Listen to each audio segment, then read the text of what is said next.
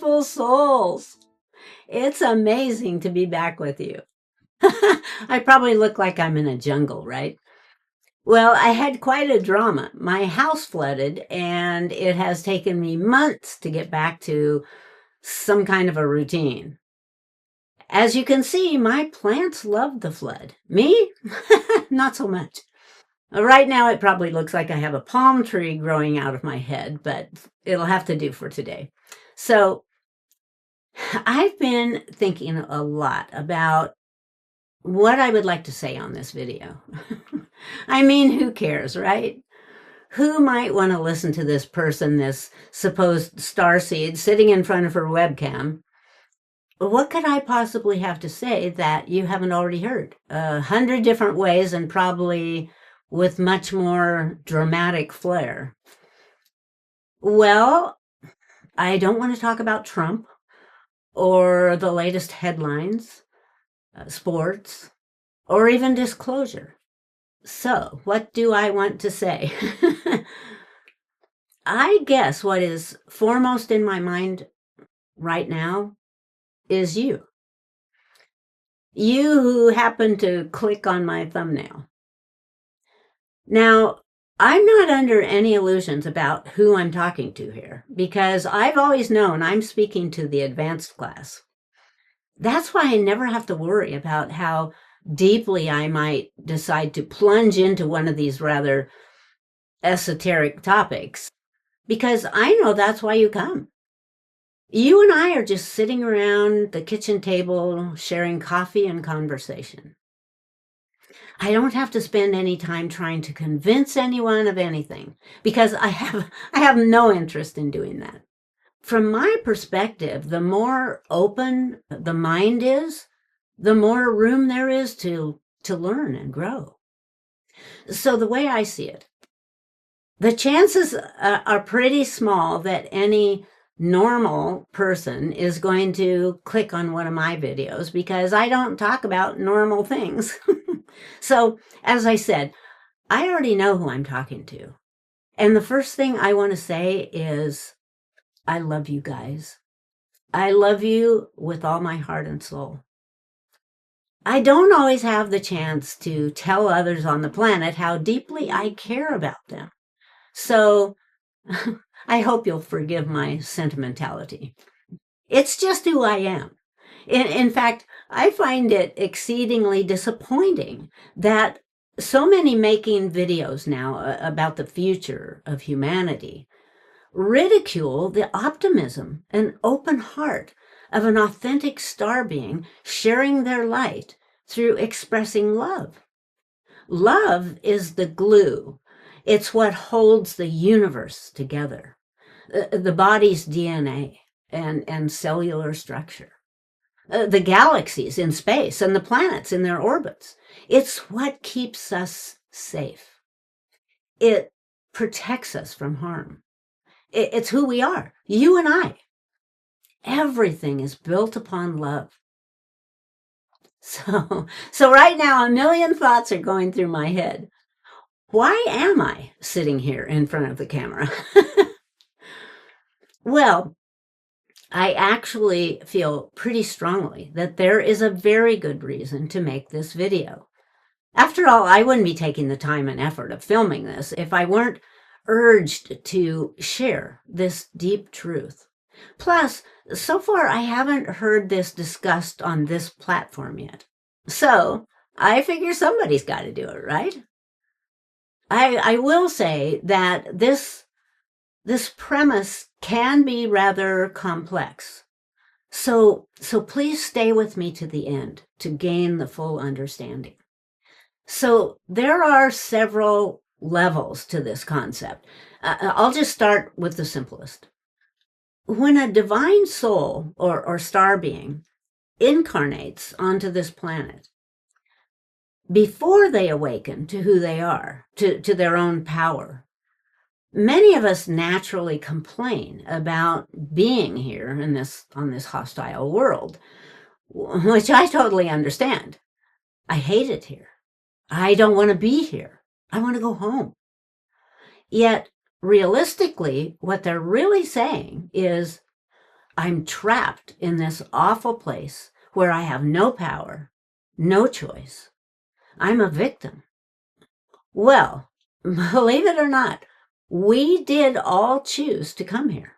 Although from where we made that decision, we knew that we had it within us to make this planet, this realm, into heaven or hell. We knew it would all be up to us. But we were also aware of the potential dangers of getting lost in the heavy densities of 3D life. However, we came with a secret, the secret of home, and trusted that no one could take that away from us. The secret to remembering who we are and where we came from.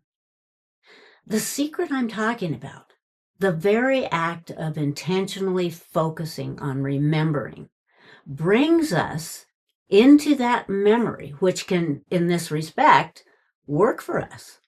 And yet, alternatively, within the monotony of an everyday 3D life, can also work against us. Let me explain. Memory, like imagination, is very powerful. Let's say that you have a beautiful memory of a time you and your best friend were hiking in the wilderness and came upon a female deer giving birth to twin fawns. As you stood there watching this amazing sight, you were both so filled with wonder and love for the simple sweetness of nature.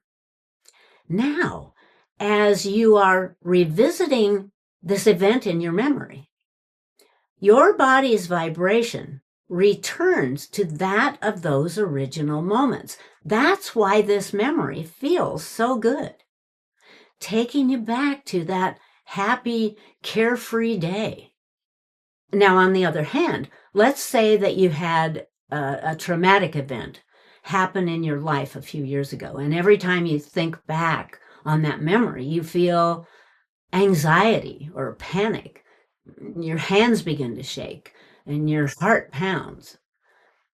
As your mind relives that frightening past event, the body is returning to that same vibration of fear. And here's the thing.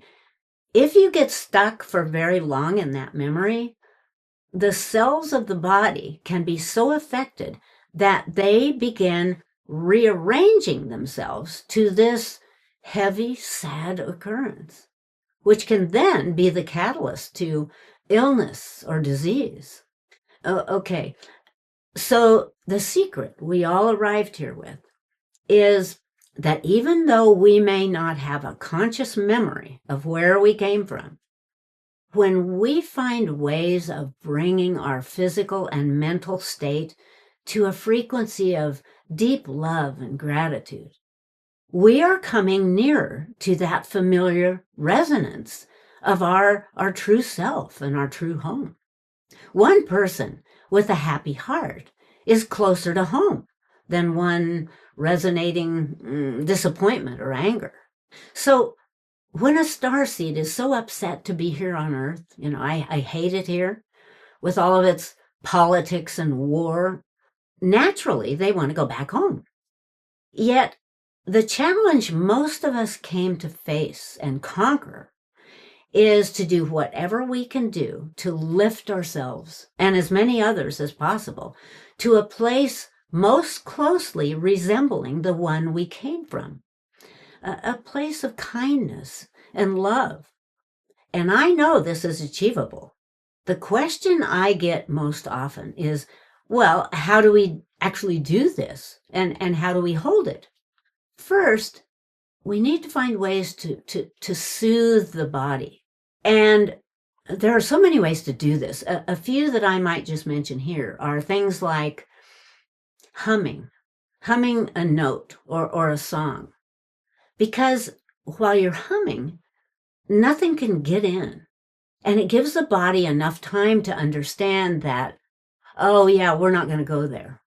And you don't need anything else to do this. You don't need technology or music or a guru or any other distraction. The idea is to signal the body that you're okay. Humming is calming and tranquil.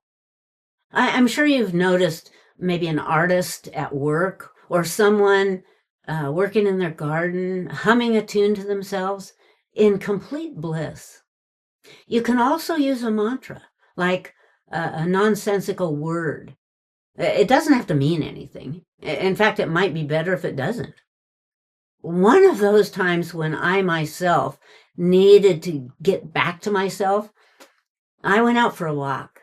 And on the way, I noticed a bird singing a song that to me sounded very much like shirring, shirring. And I just began saying this to myself over and over again throughout my walk. As soon as I started saying it, my invasive thoughts were gone, disappeared. And hey, what's more beautiful than a joyful bird song? Another really great idea is to use your imagination and pretend that you just landed here on this planet. You're a child of the stars, and you don't know anything about the world that you're on. So you can't judge anything as right or wrong, or even name it to what it might be. Everything just is. And you're not able to make this whatever into anything because you've never seen it before. It's just a thing or object or a being that's already there. You know, it's natural to find all of this challenging because a star being or innocent soul often starts to see beyond the veil and how synthetic and false this world really is.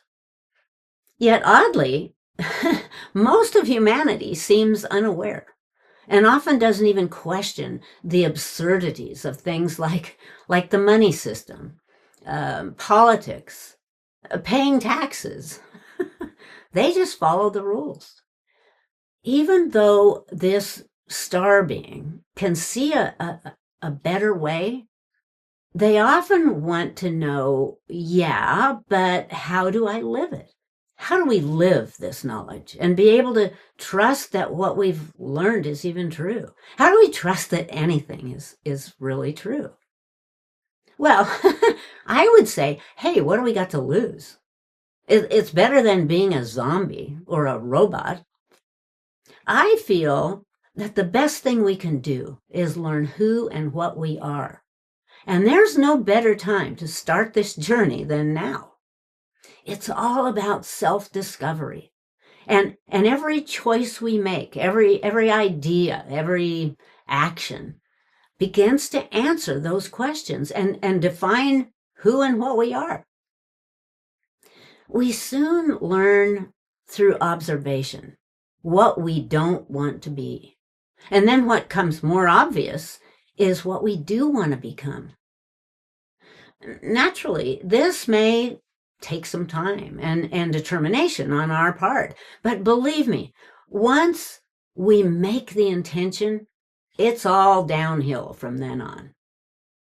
So let's talk about what we are, what we've learned, and why we're here.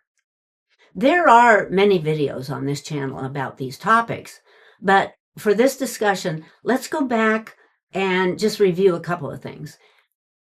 If I, for instance, ask myself who I am, I might answer, I'm a woman, a mother, a daughter, a sister, a teacher, a writer, a singer, all describing this human self.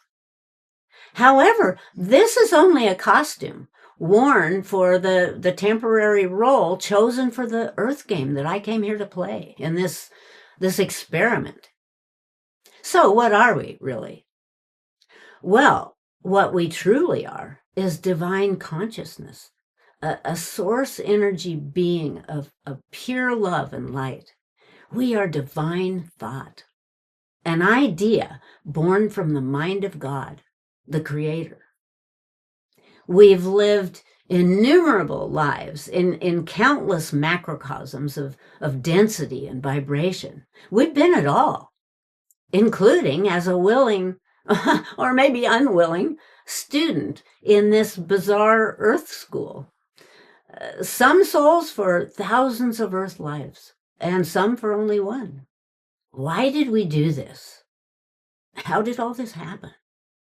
Well, one might say that in the beginning, although there was never a beginning and will never be an ending, but when the all in all turned inward upon itself and contemplated its being, its existence, that idea burst outward, creating billions and billions of holographic fractals of self, forming worlds, galaxies, life forms, universes that were all representations of itself.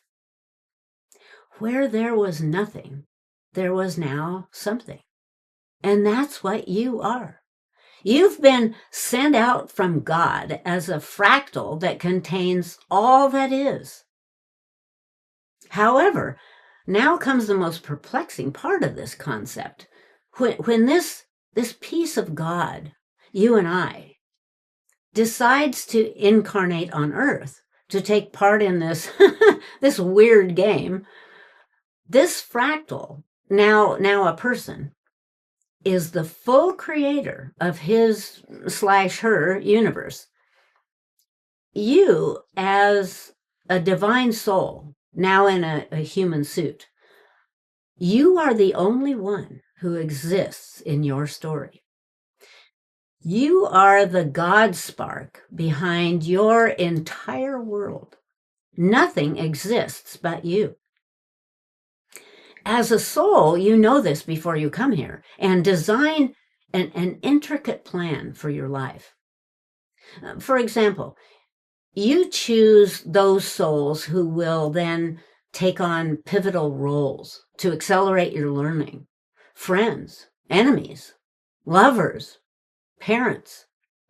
You choose your environment, your nationality, where to be born, even your personality traits for this game, and oh, so much more.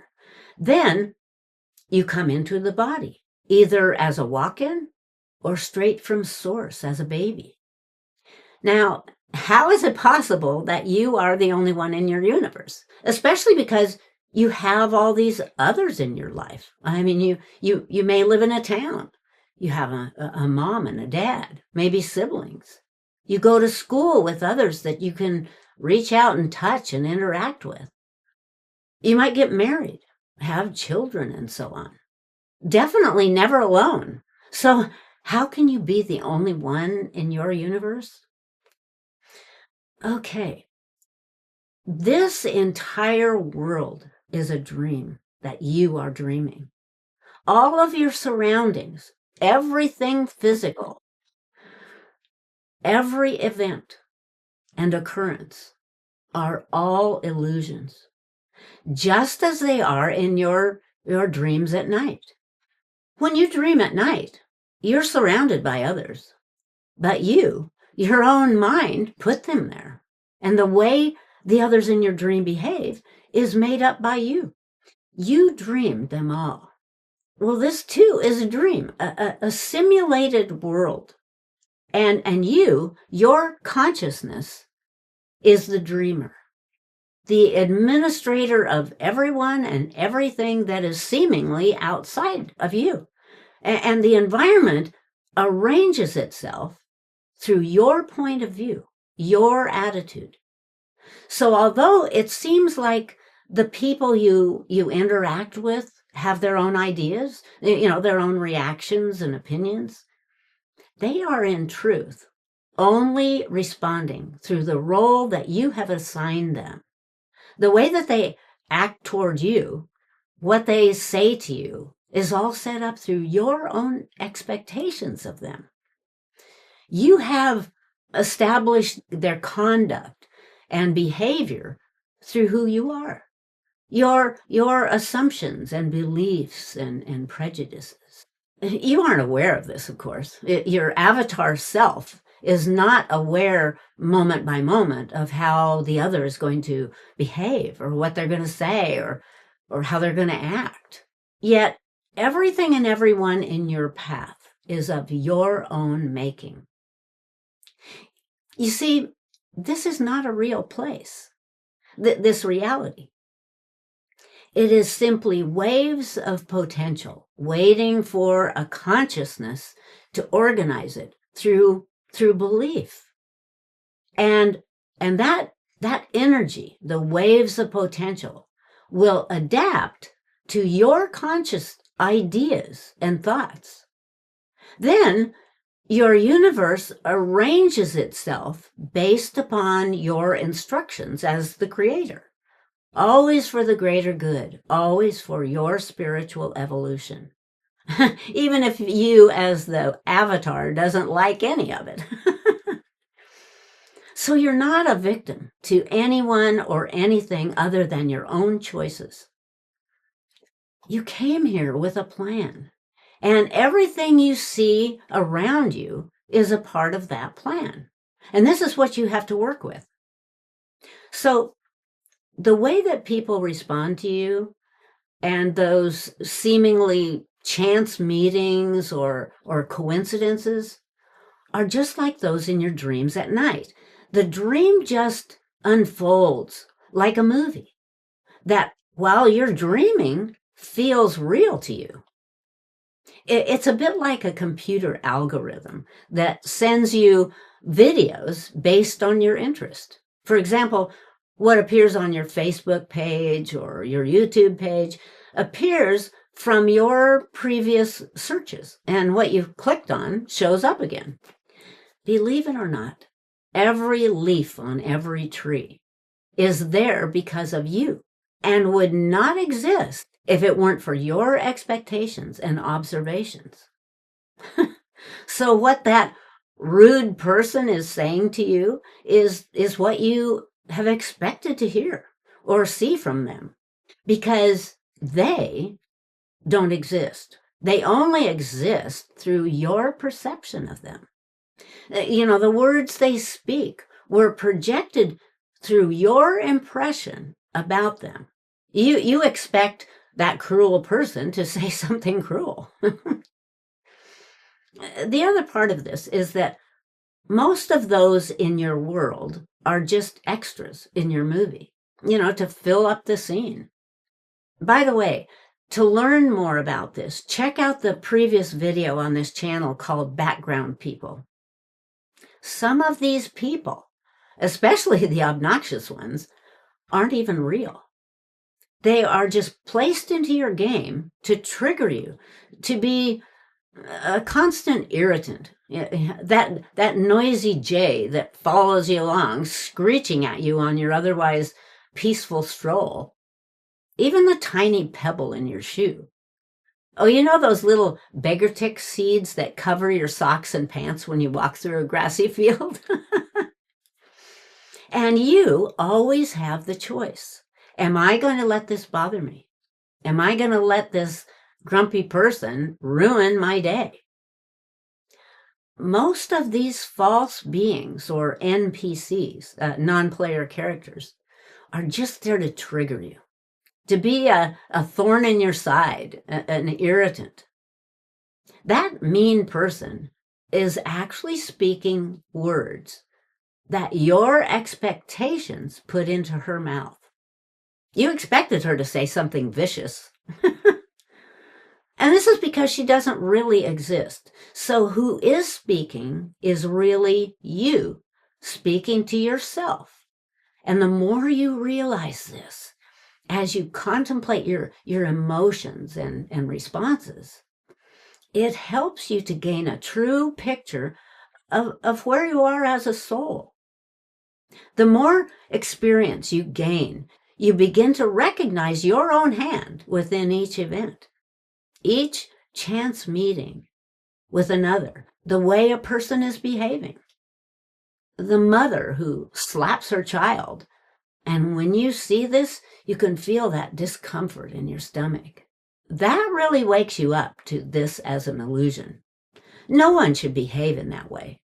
And it brings up to you all the emotions until these simple little moments of vicarious connection are no longer a mere philosophy of mind, but are now a deep wisdom for you to carry home to Source. This is the great work. This brief encounter brought you to a new realization of who you want to be, and especially who and what you do not want to be. Each thought, each word, each decision we make defines who we are.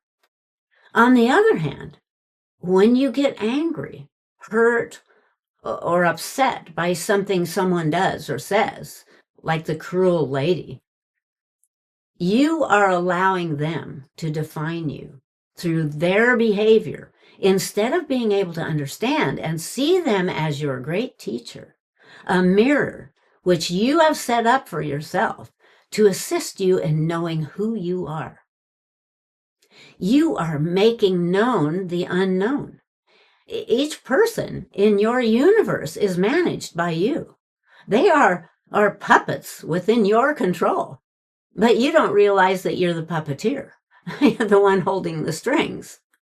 So, there's no need to feel disappointed in yourself or regretful if you have become angry and snapped back at someone who's hurt your feelings or reprimanded you, and then afterwards you just can't seem to let it go. That stress that you feel, the trembling hands, the stomach ache, that's just biology. It's not who you are. So don't get your cue from the body's reactions. And mostly, don't allow that person to decide how your day is going to go. You've just temporarily forgotten who you are. And once again, momentarily become a pawn to the matrix. This is natural. This is the game you signed up for. But now you have an opportunity to see through it. It's not wrong to react. It's not even wrong to allow the stress to take over and cause disease. This is the game of duality and control. So from that standpoint, the standpoint from within the game, it's the way you're expected to react. However, once you understand how it all works, why would you want to keep playing that particular game, especially when you own the universe that you're in? Knowing this, you can create a heaven on earth. There are many star children who have recently begun to discover this and are adjusting their reality to 5D, the fifth density, living lives of kindness and beauty and a deep reverence for the planet and humanity. This is how to change it all. My husband often remarked about how everything here is sort of backwards. And yes, this is exactly why the world is set up the way it is. The purpose is that when a soul comes to Earth, they have no or very little memory of any of this knowledge. So this lost soul, this human, comes here ignorant of all of this information, that this is a play of consciousness and that they are the God of the entire universe. They don't know any of that, just like their parents didn't know. So they're in pain. They hold grudges. They hate. They can't let anything go. So that friend who is always on your case is oblivious that there is anything beyond the troublesome world in which they live. And this is what this world, what we call Earth, this realm, this is exactly what it was created for. So those who come here without any of this knowledge that we're talking about here, yet in their own realm, they do know all this, but they've agreed to forget it all so they could play the game of being human. This is the master plan. So a beautiful, brilliant star being could be dropped off onto an alien world where they would have to learn how to survive as a human being by learning the rules and adapting to the program. They go through all the stages of emotion: happy, depressed, angry, forgiving, guilt, vanity. And through all this, they learn who they are, what feels right to them and what doesn't. This advances the soul in a myriad of ways they would never discover anywhere else. This is why I say the earth is perfect as it is, perfect in its imperfection. How would that soul learn and evolve if there wasn't any corruption or wickedness? How would they advance their journey if the earth was just this peaceful plane of existence, just like the one they came from? This would not be the catalyst for further understanding. The polarity of good and bad, right and wrong, pain and bliss, is what awakens the soul. They come here to know the suffering, the danger, illness, pain. This is how they grow. This is why the world is perfectly imperfect. We're all in this game, and it works fine if you don't have this knowledge that I speak of here. However, the way I see it, now is the time to remember, to regain this knowledge, because it will save you. Every time you live one of these brilliant moments of inspiration that I mentioned earlier, sitting in the stillness, humming, or viewing the world from the viewpoint of a stranger on an alien world, or being the only one in the universe. Every time you do that, it reactivates your memory, and you start remembering who you are. Remarkably, everything that is happening in your world has already happened. This movie has been made. But you, as a character in the middle of the movie, does not know what's going to happen because you don't know how the movie ends. So every time you're able to realize that you are in a movie, a dream, and step out of it, you have the opportunity to remember who you are because you're the one who set it all up. Watch for the clues, those moments when you might ask yourself, could I possibly be dreaming? A big part of putting this knowledge into use is to understand how we lost it in the first place. It was a part of what was taken away from mankind by the church and other controlling bodies. For example, mankind was taught, or should I say threatened, by those in authority that they were weak, and to survive, it would be necessary for them to give over their allegiance to them. Humans were told that reincarnation doesn't exist, and imagination was a tool of the devil, and so on. Mankind lost all hope. So just in addition to what I've already said, one of the keys to gain this knowledge is your innate ability to imagine. How do you escape the matrix? Through your imagination. You imagine yourself beyond it, in a world of your own making. Your true power lies in your ability to imagine. This is truly who you are, and this will save your life. Imagination is God. God is imagination. And what that means is that you are the chosen one, the creator of your universe, who decides it all, how every bird flies, how every flower blooms. So how can you begin to remember this and apply it to your life? Through gratitude, through appreciation, the beauty of nature, the love of a child, those things that make your heart sing. This is your memory returning. Imagination is thought without boundaries, free to be anything it chooses to be. You are the guide. Free thought. So let's ask ourselves, why are we using this God-given creative ability to be miserable? Because that's what we've been taught. This is the way the game works, but we haven't known this.